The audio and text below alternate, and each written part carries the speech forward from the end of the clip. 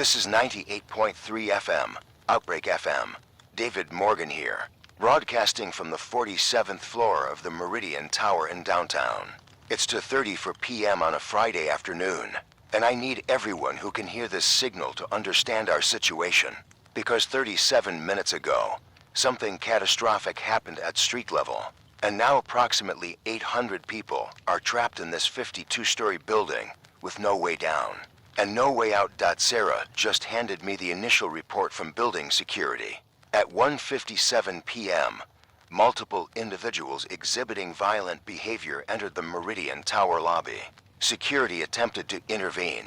3 guards were attacked, bitten. Within minutes, those guards turned violent themselves. More attacks, more bites. The infection spread through the lobby faster than anyone could respond. Marcus Chen, head of building security, made the call at 2:04 p.m. Emergency lockdown. All elevator service to ground floor terminated. Stairwell doors sealed at the 2nd floor. The lobby was written off. Everyone below the 3rd floor was sacrificed to contain whatever was happening down there. It was brutal triage, but it probably saved hundreds of lives. Sarah and I were in the Meridian Tower's broadcast studio on the 47th floor when lockdown happened. We do our afternoon show from here 3 days a week. Today we were interviewing a local author about their new book, Normal Programming, Normal Friday, and then the security alert came through and normal ended. Now we're looking out the floor-to-ceiling windows at downtown, and what we're seeing is incomprehensible. The streets 47 stories below are chaos. People running, cars crashed into storefronts, smoke rising from multiple locations, and individuals moving through the crowds with this shambling, uncoordinated gait, attacking anyone they reach, spreading violence like contagion through the dense urban population. Marcus Chen is on building intercom now. He's addressing everyone trapped in the tower. This is security. We have a code black situation. Do not attempt to reach ground level. Do not attempt to use stairwells below 3rd floor. All elevators are locked at upper floors. We are implementing shelter-in-place protocols. Go to your offices. Lock your doors. Await further instructions. Security is establishing defensive positions on floor 3. Do not approach these positions. Anyone attempting to breach security lines will be considered hostile. Shen out. Code black. That's the emergency designation for active shooter situations. But this isn't a shooter. This is something else. Something that started with attacks in the lobby and is now visible across the entire downtown area. Through our windows, mass violence, people attacking people, and the attacked becoming attackers within minutes. I'm going to say what everyone's thinking, but nobody wants to acknowledge. We're witnessing a zombie outbreak. People dying and reanimating, spreading infection through bites, exhibiting all the behaviors we've seen in countless films, but never believed could be real. And we're trapped on the 47th floor of a skyscraper in the middle of it. 2:41 p.m. now. Sarah's monitoring emergency broadcasts from other stations. They're all reporting the same thing. Downtown is experiencing civil unrest. That's the official terminology. Civil unrest. Like this is a riot instead of reanimated corpses hunting the living through city streets. The authorities either don't understand what's happening, or they're deliberately minimizing it to prevent panic. But panic is already here. Sarah's looking at social media, videos from street level, hundreds of them. People filming attacks, filming the infected, filming the exact moment when someone dies and then sits up and starts attacking others. The evidence is overwhelming and public. This is zombie outbreak, and we're witnessing the first hours from 47 stories above it. The Meridian Tower is a mixed-use building. Floors 1 to 5, retail and restaurants. Floors 6 to 15, parking garage and mechanical systems. Floors 16 to 35, corporate offices. Floors 36 to 45, luxury apartments. Floors 46 to 52, penthouse suites, and the broadcast studio where we are right now. Approximately 800 people were in this building when lockdown happened. Office workers, apartment residents, retail staff, restaurant patrons, all of us trapped together in a vertical city while the horizontal city below us tears itself apart. Marcus Chen is reporting that the lobby is completely overrun. Security cameras show approximately 50 infected individuals occupying ground level. They're not leaving. They're not wandering off. They're congregating in the lobby like they know there are living humans above them. And they're waiting for access. The sealed stairwell doors on floor 3 are the only barrier between those 50 infected and the 800 of us trapped above. Sarah's pulling up building schematics. The Meridian Tower has 8 stairwells, 4 on each side of the building, all of them sealed at floor 3.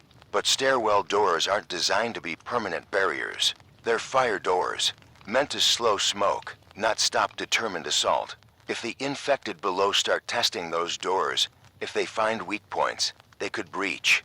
And if they breach, we have 800 people with nowhere to go except up to 48 p.m. I need to explain the geography for anyone listening who's not familiar with downtown. The Meridian Tower is in the central business district. We're surrounded by other skyscrapers. The nearest building is the Westfield complex, about 30 feet away across an alley. Below that is dense urban infrastructure, streets, sidewalks, underground parking, subway tunnels. And right now, all of it is infected territory from our 47th floor windows. We can see the infection spreading. It's not random. It's exponential. Each infected person creates multiple new infected through bites. Those new infected attack more people. The growth is mathematical, geometric progression. In the 37 minutes since this started, the visible infected population on the streets below has grown from maybe a dozen to what looks like hundreds, and the numbers are still climbing. Marcus Chen is organizing defensive positions. He has 12 security personnel trained in building protection. Not combat, not zombie defense, just standard security protocols for handling unruly tenants or trespassers. But they're armed. Tasers, batons, 3 of them have handguns. It's not much, but it's what we have to defend 800 people if the infected breach floor 3. Sarah just got a call from her sister Emily, who works on the 23rd floor. Emily's describing the situation in the corporate offices. People are panicking. Some are trying to leave. Others are barricading conference rooms. Nobody knows what to do because the scenario isn't in any emergency manual. Building evacuations assume you can reach the ground safely. That's not an option. We're not evacuating. We're trapped to 50 for PM. The first major problem is emerging: power. The Meridian Tower runs on city electrical grid with backup generators on floor 14. If the grid goes down, if whatever's happening at street level damages power infrastructure, we have maybe 6 hours of generator fuel. After that, we lose elevators completely, lose lighting, lose heating and cooling, lose the ability to pump water above the 20th floor. We become a dark, cold tower with 800 people and no utilities. Sarah's monitoring city emergency services. Fire department is overwhelmed. Police are engaged across downtown. Ambulances have stopped responding to new calls. The coordinated response system is collapsing under the weight of simultaneous emergencies. Help isn't coming. Even if we called for evacuation, even if we requested helicopter rescue from the roof, emergency services are too overwhelmed to respond. We're on our own. 800 people in a 52-story tower, surrounded by infected at ground level. No evacuation route, limited supplies, and the uncomfortable realization that this building, which felt like safety 30 minutes ago, is now a vertical trap with 800 people waiting to see if the doors below hold, or if the infection finds a way up. Marcus Chen is back on intercom. Security update. Floor 3 perimeter is holding. We have visual confirmation of infected at the stairwell doors. They're testing the barriers, pushing, pulling. We've reinforced from our side with furniture and emergency equipment. The doors should hold, but I need everyone to understand. If they breach, we have limited ability to stop them. We'll fight, but there are only 12 of us, against 50 plus infected. The math doesn't work. My recommendation: establish secondary barriers on your floors. Block stairwell access at every level. Create fallback positions. If floor 3 falls, we need floor 4 to hold. If floor 4 falls, floor 5. Every floor we can defend gives us more time to find solutions. Chen out. Every floor a potential battlefield. Every office a possible last stand. This is the new reality. We're not in a building anymore. We're in a fortress under siege, and the siege is just beginning. 3:01 p.m. Sarah and I are securing our 47th floor studio. We have one advantage: broadcast equipment. As long as we have power, and the transmission tower on the roof stays functional, we can communicate with anyone in range. That means we can coordinate with other buildings, with emergency services if they ever become available again, with any survivor groups that form in the city below. Outbreak FM is now more than a radio show. It's a lifeline. We're going to broadcast continuously, providing information, coordinating between floors, maintaining communication for the 800 people trapped with us.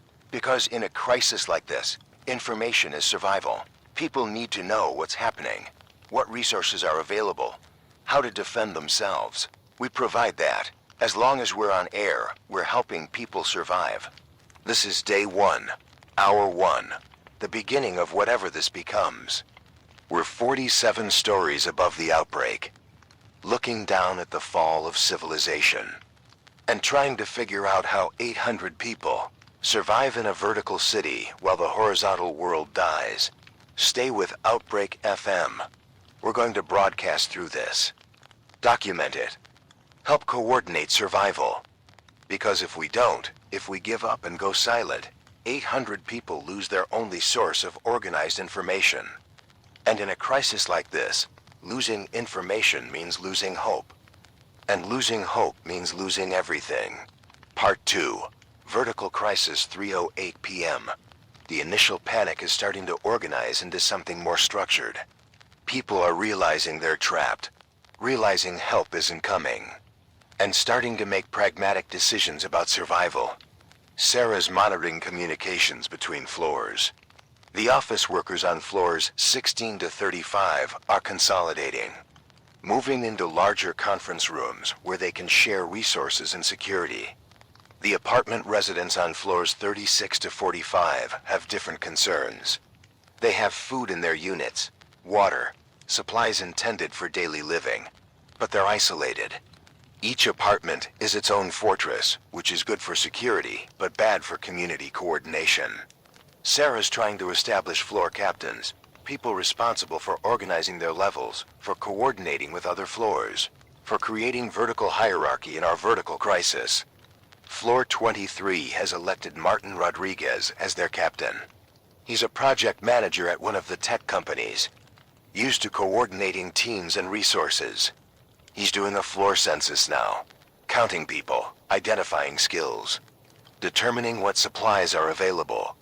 He's reporting 63 people on floor 23, mostly office workers, 3 with first aid training, 1 former military. Office break rooms have maybe 3 days of snacks and drinks. Not enough, but it's baseline inventory. Floor 31 has Captain Lisa Brennan, office building security before she moved into corporate work.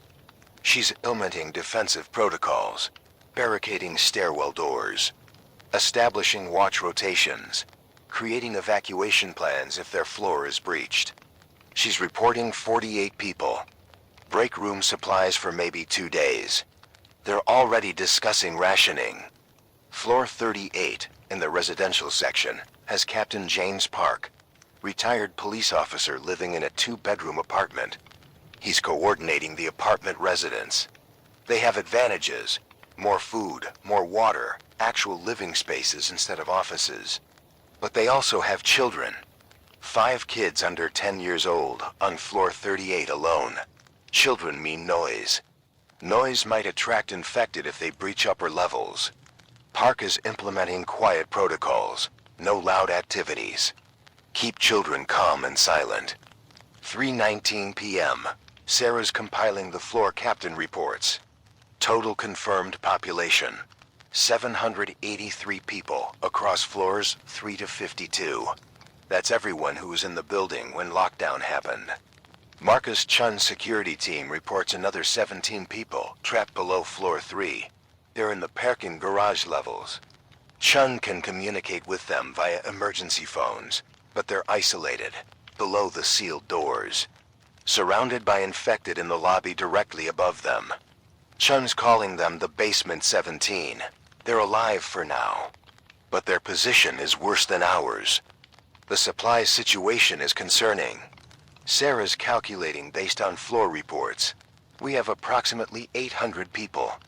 Combined food from office break rooms, residential apartments, and the restaurants on floors 2 to 4. Maybe 10 days worth if we ration strictly. Water is better. The building's water tanks on floor 40 are full. Gravity fed to lower floors. We can last weeks on water if the tanks don't get contaminated. But 10 days of food isn't survival. It's postponement. Unless help arrives, unless we find a way to evacuate or to resupply, we're on a timer. 10 days until starvation becomes the threat instead of the infected. 3:27 p.m. Marcus Chun is reporting activity from the lobby. The infected aren't just waiting passively. They're exploring, testing doors, trying windows, learning the environment. Chun says it's coordinated. Like they're systematically searching for access points. Not random shambling. Organized searching. And here's what's disturbing. Chun's watching infected use the escalators. Not walking up them, riding them. The escalators are still running on emergency power. And infected are standing on them, being carried from floor 1 to floor 2 automatically. They figured out the escalators. That's problem solving. That's observation and adaptation. These aren't mindless zombies. They're learning.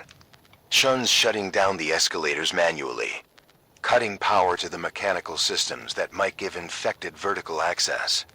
But it proves a point. We can't assume infected are stupid. We have to assume they're adaptive. That they'll find ways to reach us if we give them opportunities.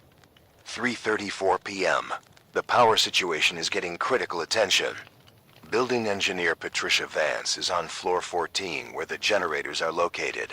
She's assessing our electrical situation. The city grid is still active, which is good. But Vance is monitoring fluctuations. Power spikes and drops that suggest infrastructure damage somewhere in the grid. If a substation fails, if transmission lines are damaged, we could lose grid power without warning. Vance's calculation. Generator fuel lasts 6 hours at full building load, but we don't need full load. She's implementing power conservation, shutting down non-essential systems, HVAC to minimum levels, lighting reduced to emergency levels only, elevators restricted to 4 cars maximum, accessible only to security personnel for transport of supplies or injured people. With conservation measures, Vance thinks we can extend generator runtime to 18 hours. That's better. But it's still less than a day. If we lose city power, we have 18 hours of electrical buffer before the tower goes completely dark. After that, we're living in a non-powered skyscraper. No elevators. No lights. No water pressure above floor 20. Primitive conditions in a modern building. 3:43 p.m. Sarah just discovered something important. Floor 42, one of the luxury apartment levels, has a resident named Dr. Rebecca Torres, emergency room physician. She's offering to establish a medical station in her apartment. She has personal medical supplies, first aid training obviously, and she's willing to treat injuries and coordinate health response for the building. This is critical. 800 people confined to a building means injuries are inevitable. Falls, cuts from breaking down furniture for barricades. Medical emergencies that were already going to happen and now happen in crisis conditions. Dr. Torres gives us medical capability, not a full hospital. But better than nothing. Sarah's putting Dr. Torres on our frequency. This is Dr. Torres, floor 42. I'm setting up a medical station in apartment 4207. If you're injured, if you have medical emergencies, contact your floor captain. They'll coordinate with security for elevator access to my floor. I have limited supplies. Bandages, antibiotics, pain medication. Nothing for major surgery. But I can handle basic trauma and stabilize critical patients. Also, if anyone has medical training, please report to your floor captain. We need to distribute medical knowledge across floors in case we lose communication or elevator access. Every floor should have at least one person with first aid capability. Contact your captain. Torres out. We have medical. We have floor organization. We have power management. We're building survival infrastructure. The question is whether we're building it fast enough. Whether our preparations will matter if the floor 3 barriers fail, and 800 people have to fight infected in stairwells and hallways. 3:52 p.m. I'm looking out the windows at downtown. The streets below are fully overrun now. It's been almost 2 hours since this started. The visible infected population has grown exponentially. They're everywhere, wandering streets, clustering around buildings, attacking anyone still moving at ground level. The city is falling in real time, and we're watching it happen from 500 feet in the air. Sarah points out smoke rising from multiple locations. Fires burning uncontrolled. Either accidents from the chaos or deliberate defensive fires set by survivors. Fire department isn't responding. The fires just burn. And in a dense urban environment, fire spreads. Building to building. Block to block. We could be watching downtown burn while we're trapped 47 stories above it. The Westfield complex across the alley is showing activity. People at windows, waving, holding signs. They're trapped too. Their building probably went into lockdown just like ours. We're separated by 30 feet of empty air. Close enough to see each other. Too far to reach each other. 2 buildings full of survivors, isolated from each other by a gap we can't cross. Sarah's trying to establish radio contact with Westfield. If we can coordinate between buildings, share information, create a network of survivor positions across downtown, we improve everyone's chances. She's broadcasting on all emergency frequencies. This is Outbreak FM, Meridian Tower, floor 47. Seeking contact with Westfield Complex or any downtown buildings with survivors. Respond on this frequency. Static, no response. Either they don't have radio equipment, or they're not monitoring emergency channels. We're isolated.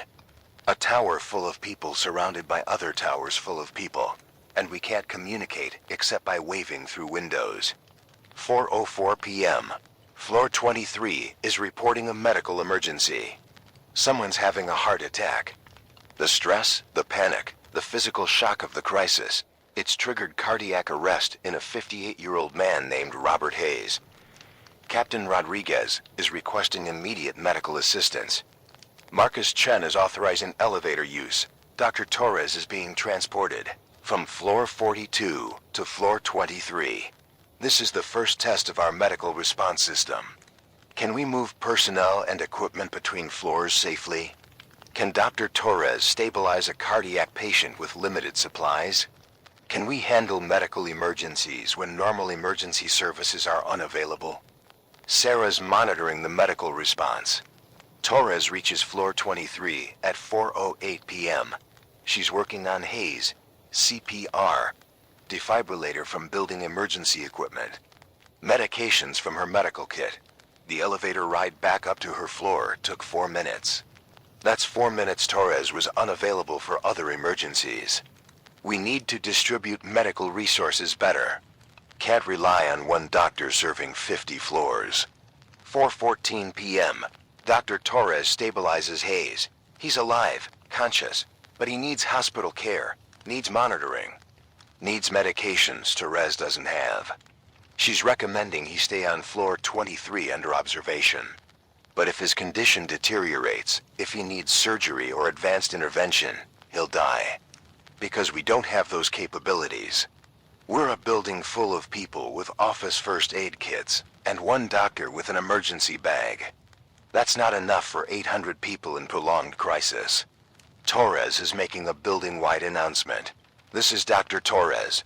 We need to establish medical stations on multiple floors. I can't respond to every emergency building-wide. We need trained personnel distributed vertically. If you're a doctor, nurse, EMT, paramedic, any medical professional, please contact your floor captain immediately. We're creating a medical network. Each station will have basic supplies and trained personnel. We coordinate through the radio system David and Sarah are operating. This is critical. People will die from preventable medical issues if we don't organize this properly. Torres out. She's right. We need infrastructure. Not just security and food rationing. Medical infrastructure. Communication infrastructure. Leadership infrastructure. We're building a miniature society in a vertical space. And societies require organization. We're creating that organization as fast as we can while surrounded by infected at the base of our tower. 4:23 p.m. The basement 17 are in crisis. Chun's getting emergency calls from the parking garage levels. The infected in the lobby have found access to the garage. They're coming down ramps and stairwells. The 17 people trapped below are being surrounded. They're requesting immediate extraction. But extraction is nearly impossible. The parking garage is below the sealed floor 3 barrier. To rescue those people, Chun would have to unseal the doors, go down into infected territory, fight through to the garage, and bring 17 people back up. That would mean exposing the stairwells, potentially allowing infected to follow the rescue team back up, risking the entire tower to save 17 people. It's brutal triage. The same calculation Chun made when he sealed floor 3. Sacrifice the few to save the many. But these aren't anonymous people. They're 17 individuals with names and families and lives. And Chun's being asked to write them off to protect the 783 above. He's on the intercom. This is security. I cannot authorize rescue operations into the garage levels. The risk to building security is too high. I'm sorry. To the basement 17. Fortify your positions. Use vehicles as barriers. Defend in place. We'll attempt rescue if conditions change. But right now, opening those doors means potentially killing everyone above you. I'm sorry. Chun out. The basement 17 are sentenced. Abandoned. Left to die or defend themselves in a parking garage surrounded by infected. Sarah's crying. Not dramatically. Just quiet tears. Because she understands the logic but hates the necessity. 17 people are being sacrificed, and we're documenting it.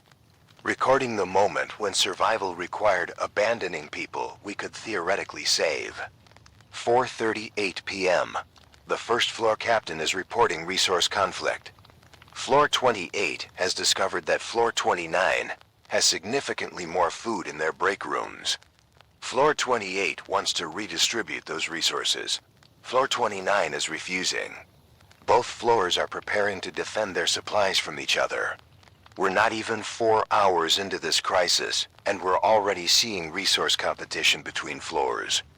Sarah's trying to mediate, explaining that fighting each other wastes energy and creates casualties we can't afford. Proposing a central inventory system where all floors report supplies and a rationing committee distributes fairly. But floor 28 is arguing that fair distribution means everyone starves equally. They'd rather fight for more food now than ration and starve slowly. This is human nature under stress. Cooperation versus competition. Long-term thinking versus short-term survival instinct. Floor 28 wants to survive at floor 29's expense. Floor 29 wants to protect what they have. Both are rational. Both are destructive. And both are happening while infected wait below to kill whoever's left. Marcus Chun is intervening. This is security. Any floor versus floor violence will be met with total security shutdown of both floors involved. No elevator access. No medical support. No help during emergencies. You want to fight each other? Fine. Do it isolated from the rest of us. See how long you survive without community support. Stop the stupidity. We're all in this together. Act like it, or die alone. Chun out. Tough approach. Authoritarian, but effective. Floor 28 backs down. Floor 29 agrees to share some resources. Crisis averted. But it proves the fragility of our cooperation. People are scared. Resources are limited. Competition is natural. We need strong leadership to prevent natural instincts from destroying our collective survival. 4:47 p.m. We're approaching 5 hours since Outbreak began. The Meridian Tower has been in lockdown for almost 3 hours. We've established floor organization, medical response, power conservation, security protocols. We're building survival infrastructure as fast as possible. But every system we create is reactive. We're responding to problems as they emerge instead of anticipating them. The infected at floor 3 are still testing barriers. The basement 17 are still fighting in the garage. The floors are still competing for resources. The city below is still burning. And we're still trapped 47 stories above it all with no evacuation plan and no idea how long we'll have to survive like this. This is Outbreak FM, still broadcasting from the 47th floor, still coordinating 783 survivors in a vertical fortress, still trying to impose order on chaos. The sun will set in a few hours. Night is coming. And night in a partially powered tower surrounded by infected is going to be its own special horror. Stay with us. We're documenting every moment, every decision, every tragedy. Because someone needs to remember what happened when a skyscraper became a prison and 800 people had to learn to survive together or die alone. Part 3. Nightfall in the tower, 4:54 p.m. The sun is starting its descent toward the horizon. In 93 minutes, it'll be dark. Sunset at 6:27 p.m., according to Sarah's phone. And then we face our first night trapped in this tower. Night means reduced visibility. Means infected are harder to spot through windows. Means anyone defending stairwell barricades can't see what they're fighting. Night is when fear multiplies. Patricia Vance, our building engineer, is implementing emergency lighting protocols. She's shutting down most overhead lights, switching to battery-powered emergency lights at stairwell exits and critical locations. It conserves generator fuel. But it also means most of the tower will be dark. 783 people sitting in dim offices and apartments, while infected hunt in the shadows below. Sarah's concerned about psychological impact. Darkness breeds fear. Fear breeds panic. Panic breeds mistakes. She's proposing we use the broadcast system to maintain calm. Talk people through the night. Provide reassurance. Keep communication flowing so nobody feels isolated, even in darkness. It's good thinking. People can handle a lot if they feel connected. Isolation in the dark is where minds break. 5:04 p.m. Floor 36, the lowest residential floor, is reporting unusual sounds from below. Captain Sarah Mitchell says they can hear something moving in the stairwell between floors 35 and 36. Scratching, banging, like something's testing the door from below. Floor 35 is corporate offices, should be barricaded, should be secure. But someone or something is active in that stairwell. Marcus Chen is sending security to investigate. 2 guards with flashlights and the only firearms in the building. They're accessing the stairwell from floor 36, opening the door carefully. Weapons ready. And they're reporting back. Security to command. We have visual on the stairwell. It's not infected. It's a person. Alive. Injured. They're on the landing between 35 and 36. Bleeding. Looks like they were hiding in the stairwell when lockdown happened. They've been trapped here for 3 hours. A survivor. Trapped alone in a stairwell. Probably terrified. Probably hearing infected below and people above and not knowing if anyone would help or if they'd die alone in the dark. Security is extracting them now. Bringing them to floor 36. Dr. Torres is being called for medical evaluation. The survivor's name is Amanda Price, 26 years old. Works on floor 22. When lockdown was announced, she was in the stairwell heading down to meet friends for lunch. She heard the chaos below, heard screaming, saw people running. She froze. Hid in the stairwell, the doors sealed at floor 3. She was trapped between floors with no way up or down. She's been there ever since. Alone. Terrified. waiting for either rescue or death. Dr. Torres is treating Amanda's injuries. Cuts from climbing over emergency equipment in the dark stairwell. Dehydration from 3 hours without water in a confined space. Psychological trauma from isolation during crisis. She recover physically. Psychologically might take longer, but she's alive.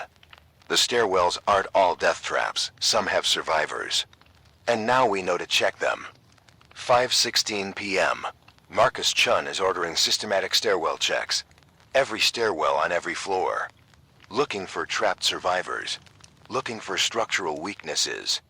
Looking for infected that might have breached floors without us knowing. It's comprehensive security sweep. Takes personnel away from defensive positions. But we need to know what's in our building. Need to map every space. Can't defend what we don't understand. The sweep is finding things. Floor 41 stairwell has a deceased individual, not infected. Appears to be heart attack or panic-induced medical emergency.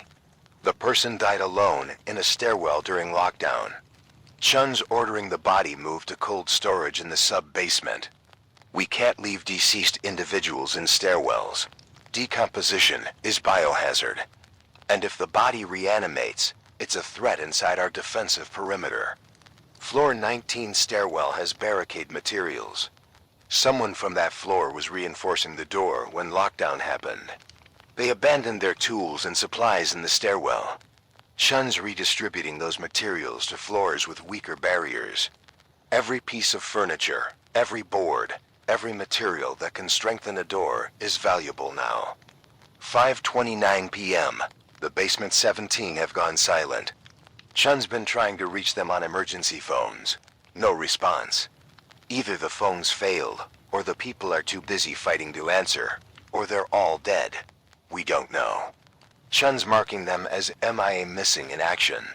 Presumed deceased but not confirmed. 17 people added to the casualty list that's growing faster than we can document. Sarah's starting a memorial log. Recording names of confirmed dead. Recording what we know about them. Preserving their identities so they're not just numbers in casualty statistics. Robert Hayes survived his heart attack. But the person in floor 41 stairwell didn't. The basement 17 probably didn't. Death is becoming routine. We're normalizing tragedy because constant grief would paralyze us. 5:41 p.m. The Westfield complex across the alley is signaling us. Someone's using a flashlight to send Morse code through their windows. Sarah knows Morse from her ham radio hobby. She's decoding. Trapped. 200 people. Need help. Can you respond? 200 survivors in Westfield. They don't have radio. Don't have our coordination. But they're organized enough to signal across the alley. Sarah's responding with our flashlight. Morse code conversation at 500 feet altitude. We are 783 people. In same situation. Nitrogen monoxide, help coming. Organize floors. Conserve supplies. Good luck. It's minimal communication, but it's something. 2 buildings coordinating through light signals across an urban canyon. Proving that even isolated, even trapped, humans find ways to connect.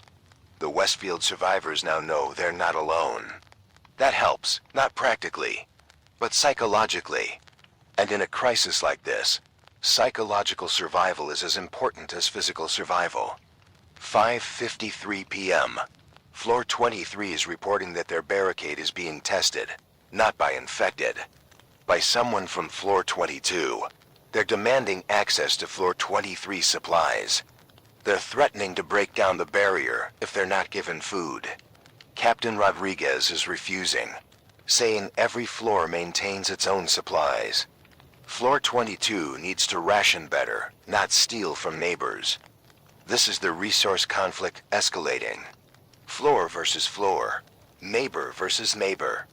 We're fractioning into hostile territories based on vertical position in the building. It's tribal.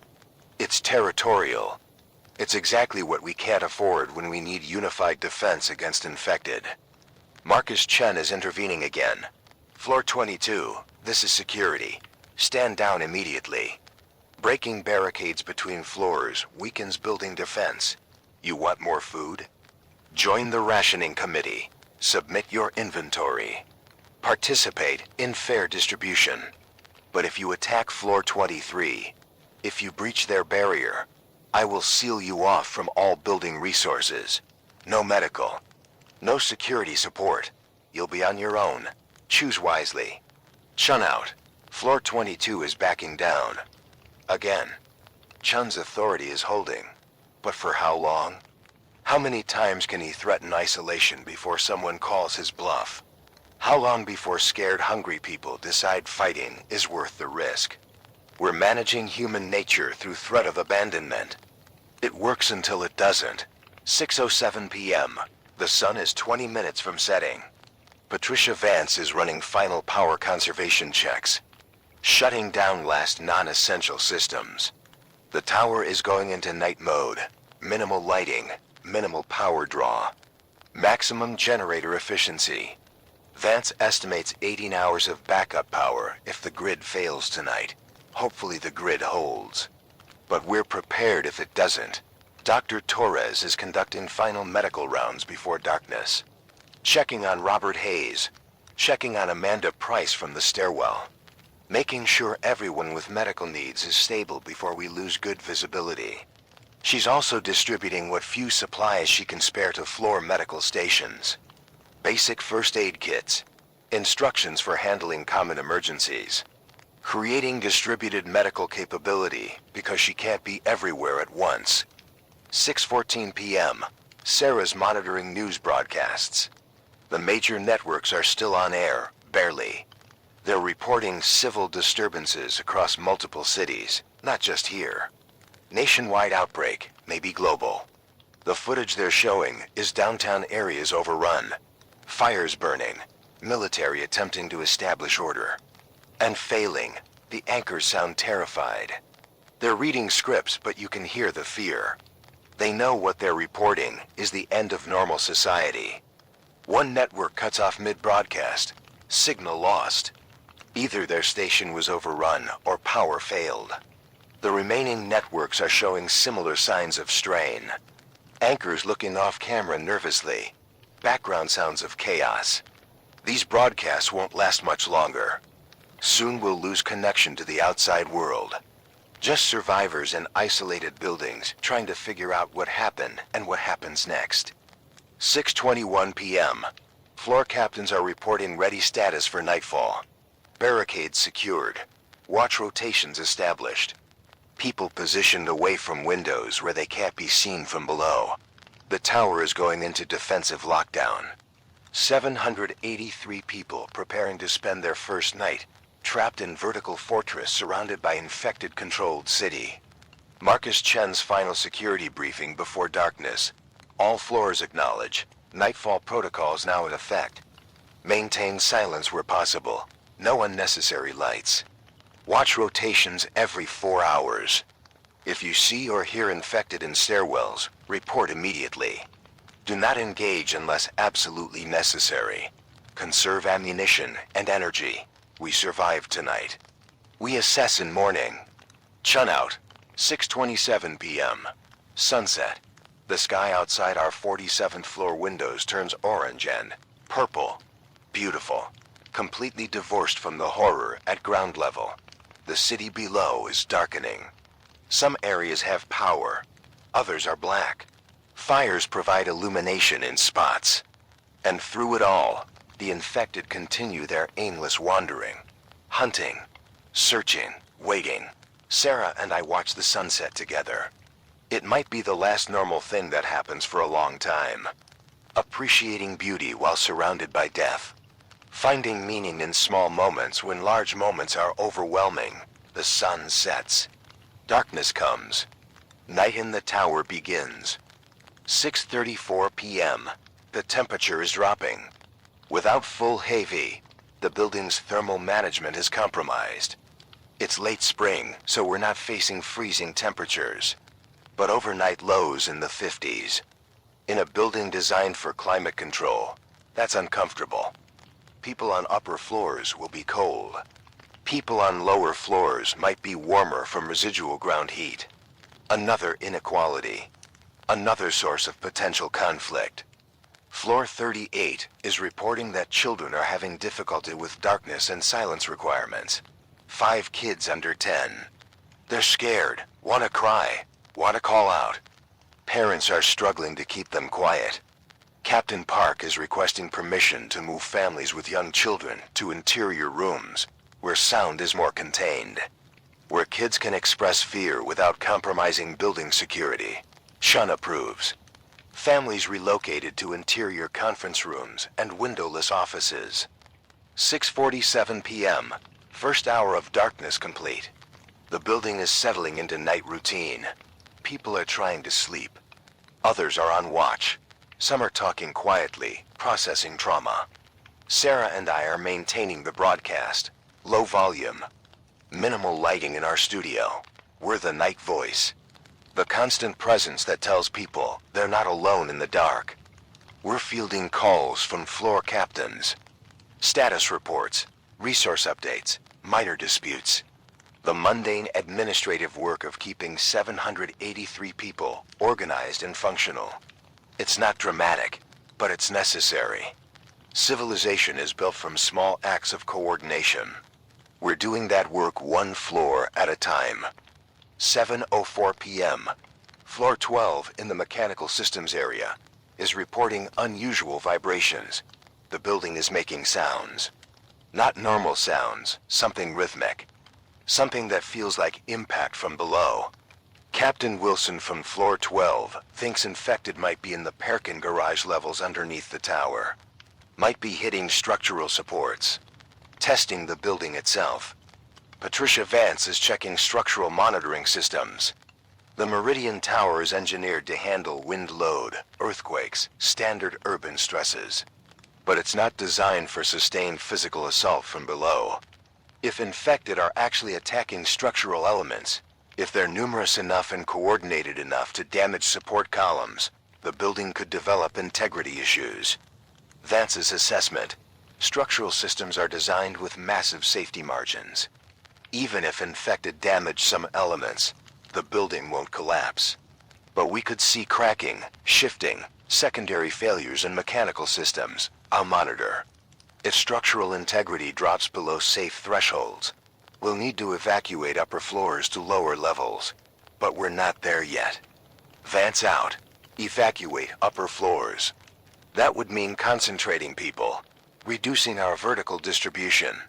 Creating crowding and resource strain. It's a last resort, but it's on the table. Our sanctuary might become unstable. Might force us to compress into fewer floors.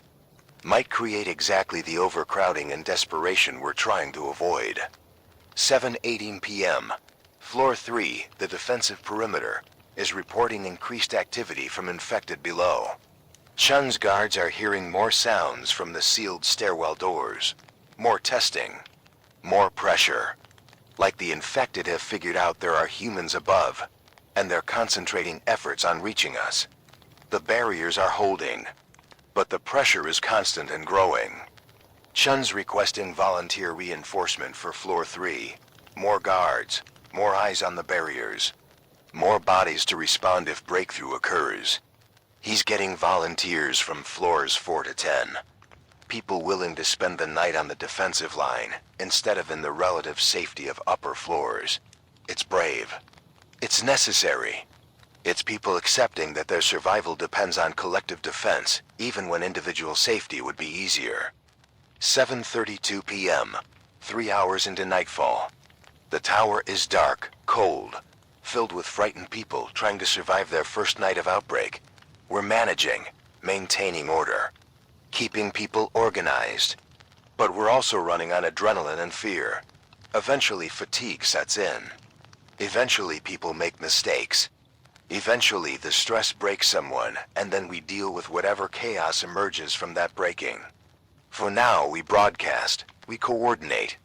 We provide the structure that keeps 783 people functioning as community instead of fragmenting into competing groups. This is Outbreak FM Night Watch. Day 1. Hour 7. Still here. still fighting, still refusing to surrender to the infected, or the darkness, or the fear. Stay with us through the night. Morning will come. Day 2 will begin, and we'll face whatever that brings together. Part 4, the long night, 7:39 p.m. We're settling into the deep night hours. The city below is mostly dark now. Power failures spreading across the grid. The fires are more visible against the darkness. At least 7 major blazes visible from our windows. Nobody fighting them. They just burn. Consuming buildings, spreading block to block. Downtown is becoming inferno. Sarah's worried about fire reaching the Meridian Tower. We're surrounded by other skyscrapers. If one catches fire, if the flames spread tower to tower through connected underground infrastructure or through proximity, we could be trapped in a burning building with infected at the bottom, preventing evacuation. It's nightmare scenario, but it's possible. Fire is as dangerous as infected right now. Patricia Vance is monitoring building systems obsessively. She's watching fire suppression, smoke detection, sprinkler status. The Meridian Tower has modern fire safety. But systems fail. If fire reaches us, if something breaks, we might not have the redundancy to contain it. Vance is positioning herself near manual override controls, ready to activate emergency systems if automated ones fail. 7:52 p.m. Floor 8 is reporting a mental health crisis. One of the office workers, a 29-year-old woman named Jessica Lynn, is having severe panic attack, hyperventilating, can't calm down.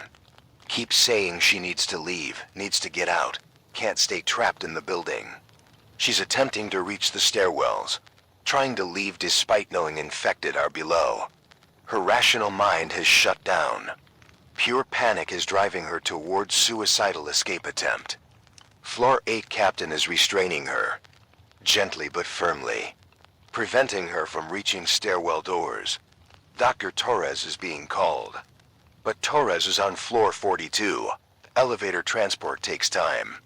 Meanwhile, Jessica is fighting, screaming, drawing attention, creating noise that might be heard in stairwells below, compromising quiet protocols that keep us undetected. Dr. Torres arrives at 8:04 p.m. She's treating Jessica with sedatives, mild dosage, enough to calm the panic without incapacitating her. Torres is also providing psychological support, talking Jessica through the fear, explaining that leaving means death, that staying means possibility of survival, that we're all scared, but we're managing the fear together. Jessica calms down by 8:17 p.m., sedated and reassured. But she's not the only one. Dr. Torres is seeing the psychological strain across floors. People are breaking. Some quietly, some dramatically. The tower has one psychiatrist that we know of, Dr. Michael Shaw on floor 33. He's now coordinating with Torres, creating psychological support network. Because mental health is becoming as critical as physical health in these conditions. 8:24 p.m. The Westfield complex is signaling again. Morse code through windows. Fire on floor 15. Spreading. Need evacuation options. They're burning. Fire on a middle floor. In a sealed building with trapped population, the smoke will rise. People above will suffocate. People below will burn. And there's no way for them to evacuate except down into infected controlled streets. 200 people in Westfield are facing immediate death from fire with no escape route. Sarah's responding. Nitrogen monoxide evacuation possible. Fight fire with building systems. Use stairwells to move above smoke. Seal floor 15 if needed. It's the best advice we can give. But it might not be enough. We're watching Westfield through our windows. Watching smoke pour from their 10th floor. Watching lights flicker and fail. Watching people moving behind windows on upper floors. And we can't help them. Can't rescue them. Can only watch and hope they contain the fire before it consumes their entire building. 8:38 p.m. Floor 23 is reporting success in a different crisis. Martin Rodriguez has organized a vertical farming initiative. They're using office planters, potted plants from decorations, soil from maintenance supplies. They're planting seeds from break room fruits. Tomatoes, peppers, anything that might grow. It's optimistic. Assumes we're trapped long enough for plants to mature. But it's also practical. Creating sustainable food source if we survive long enough to need it. Other floors are adopting the idea. Floor 31, floor 38. People planting seeds in office buildings like this is going to be long-term situation. Like we're not waiting for rescue anymore. Like we're preparing to survive indefinitely in a vertical prison. It's psychological shift. From crisis response to settlement mentality. We're not temporary refugees. We're permanent residents of the Meridian Tower survival community. 8:51 p.m. Marcus Chun is reporting from floor 3 defensive line. The infected below are changing behavior. Instead of random testing of barriers, they're concentrating on specific doors. Like they're identifying weak points. Like they're coordinating assault on our most vulnerable positions.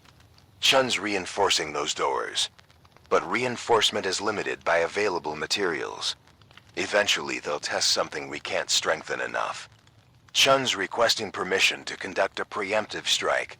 Open the stairwell doors briefly. Fire on infected from above. Reduce their numbers before they breach. It's risky. Opens doors we've kept sealed.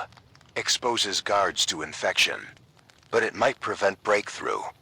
Might buy us time. Building consensus is forming. Floor captains are voting. The vote is close. 18 in favor, 16 against. 3 abstaining. Preemptive strike is authorized. Chun is organizing the operation. 5 guards, firearms and melee weapons. They'll open the door to one stairwell, fire down. Eliminate as many infected as possible in 30 seconds.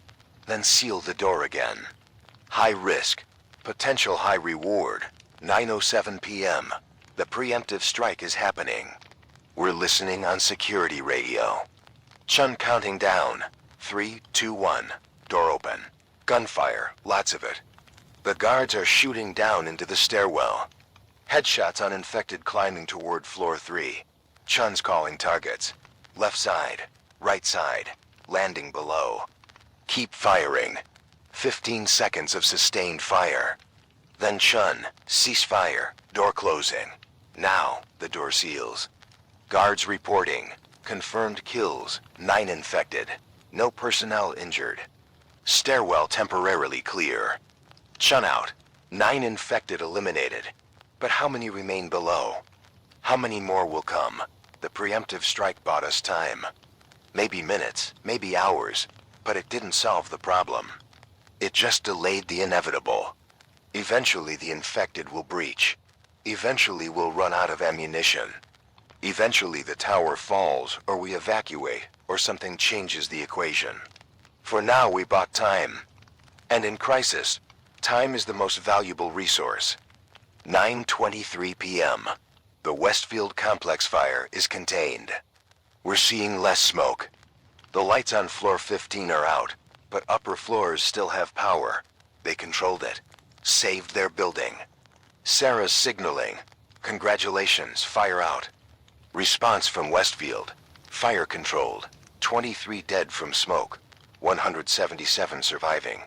Water damage floors 14 to 16, but alive.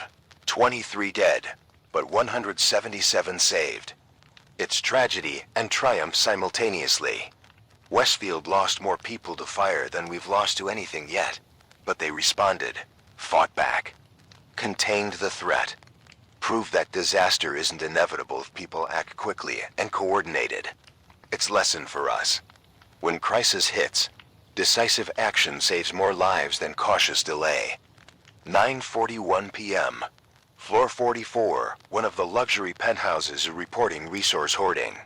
Someone on that floor has been stockpiling supplies, taking more than their share from communal distribution, hiding food in their apartment.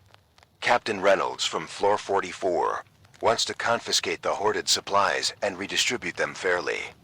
But the hoarder, a resident named Thomas Brenner, is refusing. Says he acquired the supplies legally from his own apartment storage. Says property rights still apply. Says he's not required to share just because other people didn't prepare. It's philosophical conflict. Individual rights versus collective need. Libertarian versus communitarian ethics. And it's playing out over canned food in a luxury penthouse while infected hunt in the streets below. Marcus Chen is making a decision. Property rights are suspended during emergency. All supplies are community resources subject to rationing. Brenner, you have two choices. Donate the hoarded supplies voluntarily and maintain community status, or have them confiscated and be expelled from rationing distribution. Your choice. Chun out. Brenner is protesting, calling it theft. Saying Chun has no authority. But Chun does have authority. Authority that comes from controlling security and elevator access, and the ability to isolate floors that don't cooperate. Brenner realizes this, reluctantly agrees to donate most of his hoarded supplies. Keeps minimal personal reserves. Community wins. Individual loses. It's the new reality. Property is secondary to survival. 10:04 p.m. Sarah and I are conducting midnight status check. Floor by floor. Captain by captain. How's everyone doing? Any new crises? Any supplies running critical? It's administrative work. Boring. Necessary. The building runs on information flow. We're the hub, the nervous system. We collect data and redistribute it so everyone knows what's happening everywhere. Floor 3, defensive line holding. Ammunition at 60%. No infected breaches since preemptive strike. Floors 4 to 15. Mostly mechanical systems, minimal population. Patricia Vance and maintenance crew monitoring building functions. Floors 16 to 35. Corporate offices, 420 people. Supplies at 8 days remaining with rationing. Morale deteriorating but stable. Floors 36 to 45, residential apartments, 310 people. Supplies better than offices. 12 days with rationing. Children creating noise challenges. Floors 46 to 52, penthouse level. 53 people including Sarah and me. Best supplied, most isolated. Least vulnerable to ground level threats. Total population, 783 confirmed. Basement 17, Mia, presumed deceased. Building-wide supplies, 8 to 12 days depending on floor. Power, grid holding, generator ready. Medical, 1 doctor, distributed first aid. Morale, strained but functional. We're surviving. Day 1 isn't over yet, but we're going to make it to day 2. That's achievement. That's success in outbreak conditions. 10:27 p.m. Floor 29 is reporting strange sounds from the ventilation system, scratching, movement, like something's in the ductwork. Captain Lisa Brennan is investigating. She's checking vent covers, listening carefully, and she's finding something disturbing. There's an infected in the ventilation shaft. Somehow one got into the mechanical spaces below and found its way into the air ducts. It's trapped. Can't break through the vent covers. Can't navigate the narrow spaces effectively. But it's there, inside our building's infrastructure, between the walls, in the systems we breathe through. Patricia Vance is checking building-wide. If one infected is in the vents, others might be too. She's monitoring airflow patterns, looking for blockages that might indicate infected bodies in ducts. And she's finding 3 potential locations. Floor 12, Floor 18, Floor 29. 3 infected inside our ventilation infrastructure. Vance's solution is brutal. We can't extract them safely. Ductwork is too small for human access in most areas. But I can seal the sections they're in. Cut airflow. Let them suffocate or starve in the vents. It means losing some climate control, some air circulation. But it's better than having infected potentially breaking through into occupied spaces. I'm sealing those sections now. Vance out. 3 infected slowly dying in our ventilation shafts. Can't hear them. Can't see them. Just knowledge that corpses are decomposing in the walls and ceilings while we sleep and work and try to survive. It's psychological horror. The building itself is contaminated. Safety is illusion when infected are in the infrastructure. 10:49 p.m. Dr. Torres is reporting increasing medical strain. Multiple floors reporting illness, not infection. Regular disease, colds, flu, stomach bugs. The result of 783 people in close proximity with reduced hygiene, stress-weakened immune systems, and no way to properly isolate sick individuals. Disease spreads in confined populations. We're becoming outbreak within outbreak, infected below, diseased within, both killing us at different rates. Torres is implementing quarantine protocols for illness. Anyone showing symptoms isolated in separate rooms. Floor captains maintaining sick registries.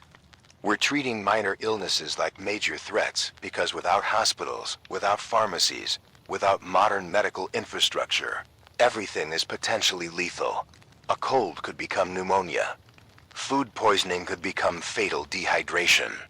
We can't take chances. 11:13 p.m. Marcus Chun is conducting shift change on floor 3 defensive line. Fresh guards, replacing exhausted ones. 4-hour rotations. It's sustainable for maybe 3 days. After that, guard fatigue becomes dangerous. Mistakes happen. Responses slow, defenses fail.